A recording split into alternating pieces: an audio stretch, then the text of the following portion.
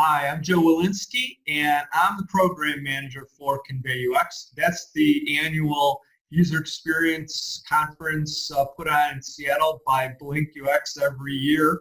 We're actually going into our 8th year. It's kind of fun thinking about how long we've been doing it, but it's going to come up March 3rd, 4th, and 5th of 2020, and we're looking forward to that. And one of the fun things I get to do is have a little mini interview with our many speakers that will be involved in the conference. And today I'm speaking with Michelle Ngai. Hello, Michelle, how are you? Hi, I'm good, thank you. Well, I am in Blink's Seattle headquarters office, so along the waterfront. Where are you talking to us from?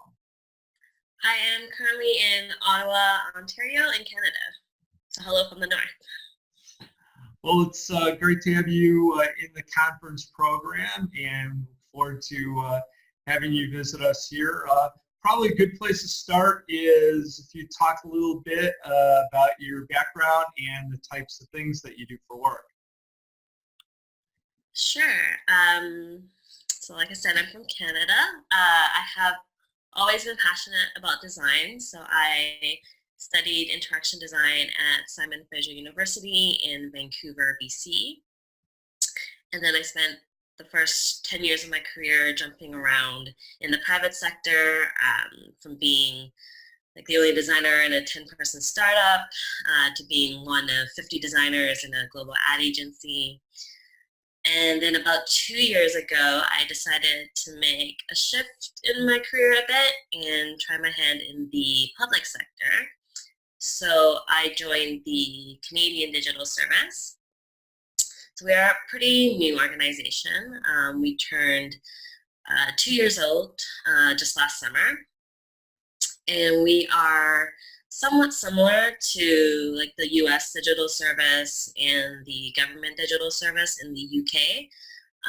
Though our model is a little bit different, but our mandate is similar to make services easier for government departments to deliver and for citizens to access. And so what are some of the types of things that you're typically involved in for your work at the digital service? So we'll talk about your actual topic toward the end, but just generally what types of projects seem to flow in and out of your area?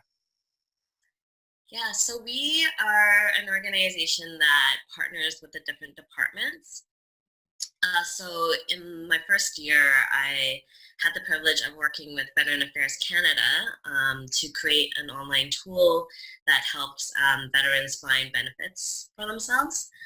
And then more recently, after that project ended, I've been working with Employment Social Development Canada for people to receive disability benefits if they can no longer work. So it's quite a wide range of things. CDS works with a lot of other departments as well. So we have for example, ones with RCM, like our Royal Canadian Mounted Police, helping people to report cybercrime. Another one is working with the Canada Revenue Agency to help low-income families report their taxes. Well, it sounds like there's, certainly in a government, any government, there's going to be a ton of possible things that could need to be improved. How big is your team? How are things set up in terms of research, leading into design, leading into development? How's that structured? Yeah, so we've tried to be quite different to how like normal government departments run. We're trying to take a more like startup agile approach to it. So there's a lot of people within the organization that are from the private sector, and there's about so we've grown to about 70 people now, and that allows for about 4 or 5 product teams. So the product teams working with the different departments. And yeah, we have the design team that runs across content design, UX design, service design, and then we have a separate research team that helps conduct all our research and usability testing, and then through to development as well.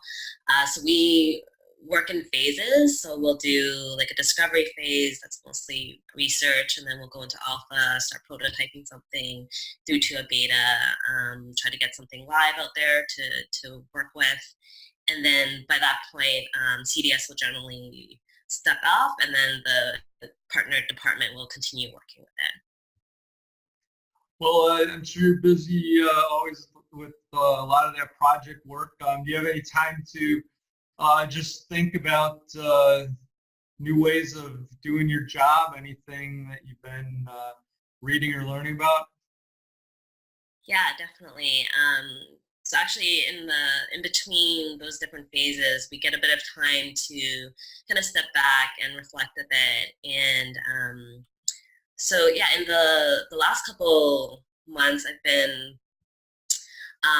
really thinking about like our industry and excited to see like where the role of the designer is going. I think in like the last 10, 20 years, it's changed a lot, and I think that it'll keep changing. Like we've asked for a seat at the table, and now we've got it. And I think that now we're starting to see a lot of the advantages, but then also the like the ramifications for the things that we've designed. So I think designers are now starting to realize, you know, the responsibilities that come with the job, and we have to be conscious of what we're putting out there, thinking of like the impact and the ethics. And I think designers are a huge part of this process. So it's going to be, I think, very interesting. We're going to have a lot of interesting and necessary conversations that we as a community are going to be having. Well, let's talk a little bit about the session that you're going to present when you come to Seattle in March. The title is Improving Access to Government Services Through Design. So what are you going to be talking about? What can we learn from that? Yeah, so I guess why I thought this topic was going to be interesting for people was like coming from in the private sector, there was always competition to what I was building. So there was motivation to make interfaces, you know, more user friendly or make services more like integrated into your life, so it was easy to access. But it's different in the public sector where, you know, there's no competition to our services. You know, if a Canadian wanted to change their name or apply for citizenship or receive disability benefits, they can only go through the Canadian government for that. But just because there's no competition doesn't mean that government services can't also be user-friendly or seamless where it can be. And so these aren't competition, but seeing what other countries like the US, the UK, Estonia, New Zealand have been doing to implement a human-centered design approach and modern development practices to their services has been, I think, a bit of a push for Canada to catch up in this area. So it's been very exciting to be a part of the digital transformation that's been happening and doing that with the Canadian Digital Service the last couple of years. And this was part of one of the, so you were going to be bringing in some of your experience with one of your projects? Yeah.